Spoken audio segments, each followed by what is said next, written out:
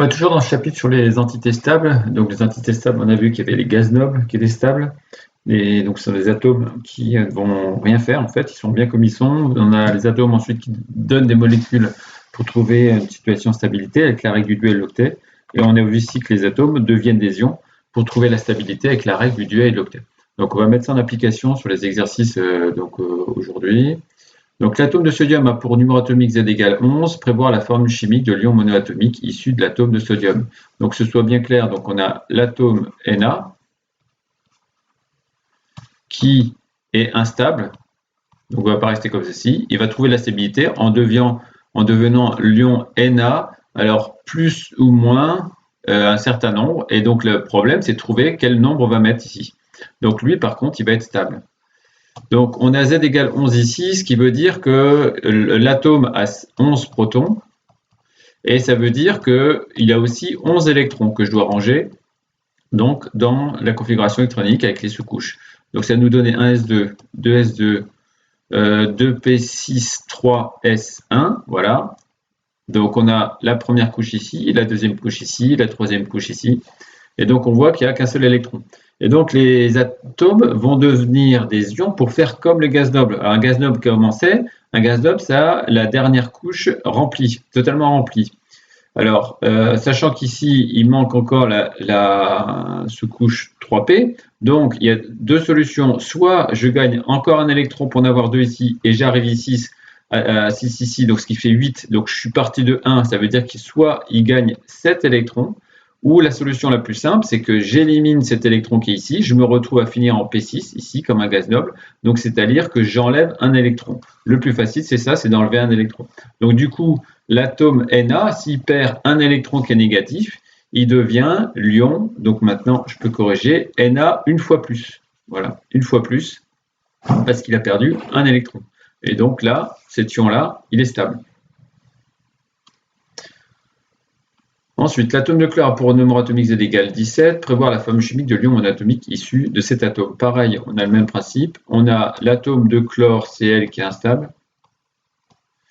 Et on va trouver de la stabilité en donnant l'ion Cl, N, plus ou moins, je ne sais pas si ça va être plus ou moins, et lui qui va être stable. Donc, même principe, on va donc Z égale 17, donc ce qui va nous faire 17 électrons à ranger, donc ce qui va nous donner 1s2, 2s2, 2p6, 3s2, 3p5. Voilà, j'ai 17 électrons en tout ici. Donc on retrouve couche 1, couche 2, couche 3. Ce qui nous intéresse, c'est la dernière couche qui est ici. Et on voit que finalement, il me suffit d'avoir un électron de plus pour passer à P6. Et donc du coup, avoir la couche P qui soit saturée. Donc ce qui fait que mon ion ici, ce sera l'ion Cl-, puisqu'il va gagner un électron, donc il va avoir une charge négative supplémentaire. Ensuite, exercice suivant. Proposer la formule chimique de deux cations et deux anions, même structure électronique que le néon. Alors, le néon, où est-ce qu'il est déjà? Il est ici. Donc, il faut avoir des ions qui vont avoir 10 électrons comme le néon. Alors, je peux trouver, par exemple, qu'il me faut deux cations. Des cations, ça veut dire que c'est des ions qui sont en forme X+. Donc, ça veut dire qu'il y a eu perte des atomes qui ont perdu d'électrons. S'ils ont perdu d'électrons, c'est qu'ils en avaient plus que 10. Donc par exemple, sodium, il avait 11 et le magnésium, il avait 10. Donc ce qui fait que finalement, le sodium, s'il perd un électron, il en a 10 comme l'ion. Donc du coup, j'ai l'ion Na+. Et si le Mg qui avait 12, il va perdre 2 électrons pour en avoir 10. Donc finalement, je peux prendre Mg2+. Voilà. Ensuite, concernant maintenant des anions. Des anions, ça veut dire que c'est des ions X-. Donc ça veut dire qu'il y a eu un gain. L'atome de départ a gagné des électrons. Donc s'il a gagné des électrons pour arriver à 10, ça veut dire qu'il en avait moins. Je peux prendre par exemple l'oxygène qui en avait 8, il faut qu'il gagne 2 électrons pour arriver à 10. Donc ça veut dire que j'ai l'ion O2-, j'ai 2 électrons gagnés. Ou alors je peux prendre par exemple l'azote 7, lui qui va gagner 3 électrons pour arriver à 10, puisqu'il est parti de 7 électrons, il va en avoir 10 comme le néon. Donc ça va me faire l'ion N3-. Voilà, j'ai répondu. Donc, à l'exercice. Proposer la formule du seul anion monatomique qui respecte la règle du duet. Alors, la règle du duet, qu'est-ce que ça veut dire? Ça veut dire 2 électrons sur la dernière couche. Alors, qui est-ce qui a 2 électrons sur la dernière couche? Vous avez l'hélium, ici. Là, et qui, donc, du coup, propose la formule du seul anion monatomique qui respecte la règle du Duhet. Donc, il faudrait qu'il ait 2 électrons. Alors, du coup, lui, il a un anion. Donc, ça veut dire que c'est un ion qui est X-, donc ça veut dire qu'il y a eu un gain d'électrons. Gain d'électrons. Donc, ça veut dire, pour arriver à 2, c'est que je suis à moins. Et il n'y a qu'une solution, c'est le H, qui a un seul électron. Et donc, ce H-là, il va gagner un électron. Donc, ça va être l'ion H-, qui avait un électron. Il en a gagné un deuxième. Donc, ça fait qu'il en a 2, comme l'hélium. Donc, voilà, c'était la bonne réponse. C'était l'ion H-.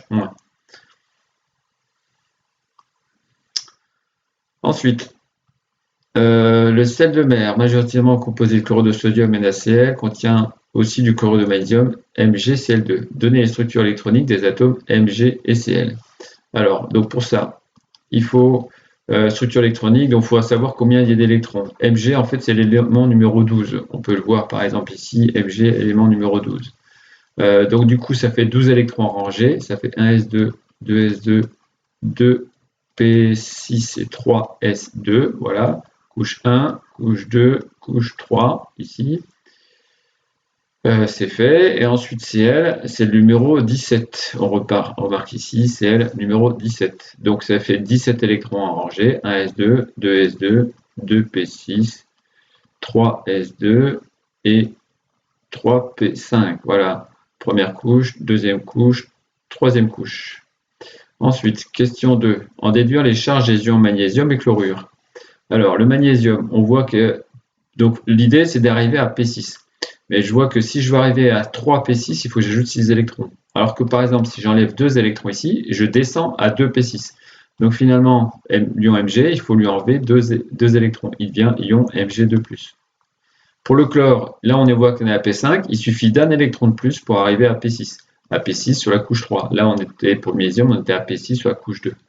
Donc, du coup, c'est l'ion Cl-, j'ai qu'un seul électron à gagner.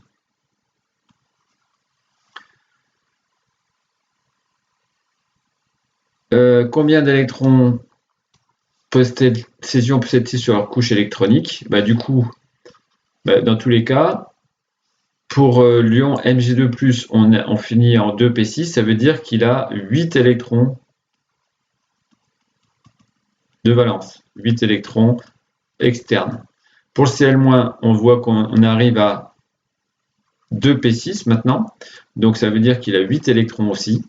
Donc Cl-, il a également 8 électrons externes. Et c'est ça qu'on appelle la règle de l'octet, c'est-à-dire qu'il faut avoir 8 électrons sur sa couche externe.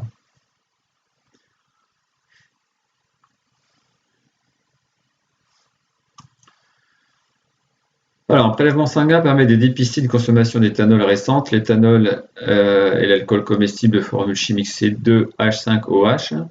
L'atome d'hydrogène donne un anion monatomique stable. Lequel? Alors, atome H, il a un électron, donc il a configuration AS1. Si je veux qu'il soit stable, ça veut dire qu'il faut que je finisse en 1s2 pour que la première couche soit complète. Je n'ai pas de sous-couche P dans la première couche. Donc du coup, qu'est-ce qui se passe? Ça veut dire que l'atome qui est ici, donc H1, est devenu ion H- stable parce qu'il respecte la règle du Duhet.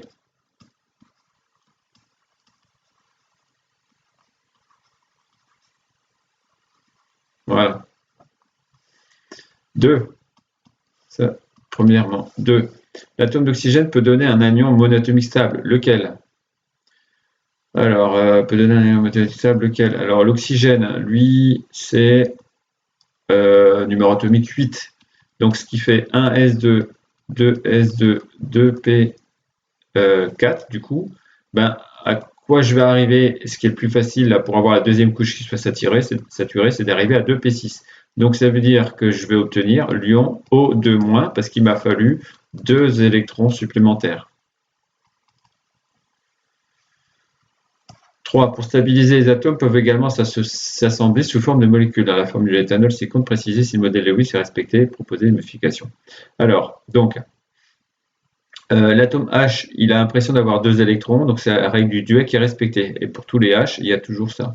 Le carbone, il a autour de lui, il a ici 4 doublets, donc il a l'impression d'en avoir 8. Le carbone là, a autour de lui, 4 doublets, il a l'impression d'avoir 8 électrons. L'oxygène ici, il a 2 doublets, donc on n'est pas au 4, la règle de l'octet n'est pas respectée. Donc ça veut dire qu'il faut que je rajoute en fait 2 doublets non liants, ici, pour avoir 4 doublets en tout, 2 qui sont liants et 2 qui sont non liants.